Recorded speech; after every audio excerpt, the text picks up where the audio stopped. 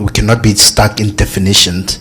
But I wanted to ask as to why the South African government is quick to define it as criminal activity, whereas they're still waiting for a formal report from the police on Friday. That's something that I'd like clarity on. And what role will the Home Affairs Department be playing in? Will it perhaps be looking at its tight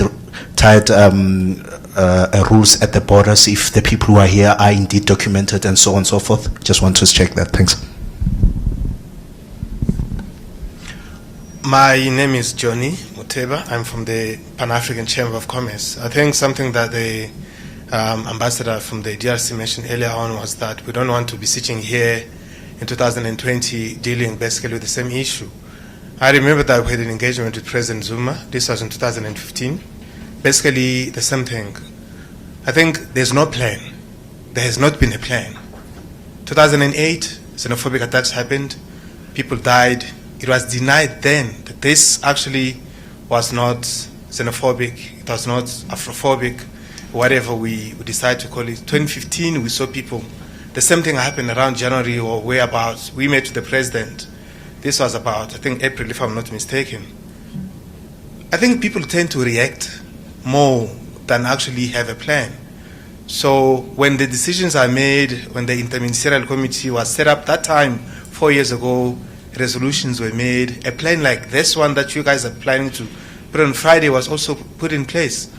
How then do we, as a collective, basically people in the civil society space, in academia, in business, I represent the Chamber of Commerce, and we know that the core of all of this is about the economy, it's about the money, it's about the jobs. How do we make sure that in this plan, it's not a plan that because it's put in place now, when the new administration comes in May, we forget about it. And then next year or 2024, the same thing happens again. What type of a plan are we going to put in place that is not reactionary? Because now something has happened, we have to make sure that we calm the waters because South Africa is going to be seen in bad light, where there is no plan that makes sure that either young people are empowered, supported, given right information of understanding where we're coming from as a continent, instead of just reacting again. Yeah, I just want to know what that plan, what's the content of the plan, because there has been so many plans before, and I'm scared we will be sitting here again next year, and the year after, and the year after, because that plan, people did not actually take it seriously. Where is the plan in 2015 that was set up? There was an interministerial committee set up. Where is that plan? Is this something new? Or it builds on some of the discussions we made input. So yeah, I just want to know. Thank you. All right, let me let me take the last one first. You're right. There was an interministerial committee established 4 years ago, and they did achieve quite a lot. And based on those achievements, today there was an idea mooted that a working group would be established. The two people sitting next to me would probably form part of that working group, but the actual persons involved are still to be determined. Now, one of the things that worked very well in 2015 was that we brought in religious leaders, plan to do the same, and NGOs who represent foreign nationals, they'll be roped in. So that we're not speaking on behalf of these people, but rather working with them to ensure that this doesn't happen again. Because the point was made today that this seems to be a regular, common occurrence, and we must try once and for all to ensure that it actually doesn't work that way. Now, criminality, News 24, or xenophobia? Well, President Ramaphosa over the weekend, and I was present in Kwamashu when he said this, that this is rank criminality. I wasn't there when the South African National tried, allegedly, to break into or take over the spaza shop of the foreign national. And as a consequence, the foreign national shot the South African citizen. So This is what we are informed happened, and further details will have to be determined by the people investigating, and that is the police. So, to all intents and purposes, at this point, it started off that way as being a criminal event, and eventually ended up being xenophobic because 300 Malawians were displaced as a consequence. So, if you ask me, was it xenophobic or criminality? It's both, quite obviously. What is Home Affairs' role going to be? The point has been made over and over that foreign nationals come into South Africa and wait for years, literally, for their documentation and for recognition of their status. And that is something that only Home Affairs can deal with, not the Department of International Relations, not the South African Police Service, or anyone else. And so we need to bring them in to provide some kind of clarity. If you sit down with every single ambassador in South Africa, they will all tell you this is a serious problem that needs to be dealt with. Now, the text message, and your question is, what must people do? Well, we're not asking you to do anything. We're not asking you to leave South Africa. We're not saying it's fake news. We're not saying it's factual. What the police service have said to us, please give us a bit of space. We need to ascertain where this text message comes from, who's behind it, and are they serious about what is contained in the message? If so, then obviously the police would need to take certain steps in that regard. So those are some of the answers. I don't know whether my colleagues here would want to add. Yeah, the only thing I would like to add is the fact that yes, there have been plans. Those plans have been partially implemented. They have now stopped the occurrence of the same things happening again. But do we stop? We can't stop. We had to continue to think. We need to continue to find answers. We had to, because there is a commitment. When I say there is a political will, because there is a commitment to find solution to the problem. So we had to keep on track. We have a lot of issues. Xenophobic and so forth is not the only issue we need to deal with. We have issue on unemployment.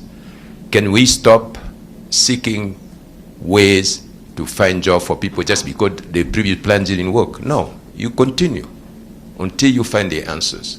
And I felt a lot of commitment from the two ministers who are present today, the police, the National Commissioner of Police and his colleagues, the ambassadors. I felt a sense of commitment. These things happening, let's find the causes for it and let's find solutions. That's why we are setting up a committee of the ambassadors so that we meet on Friday. We'll come over with the proposals to the South African government. And I think the government of South Africa has also come with a plan. I don't know if my sister, you want to say something about the plan that the South African government has just launched.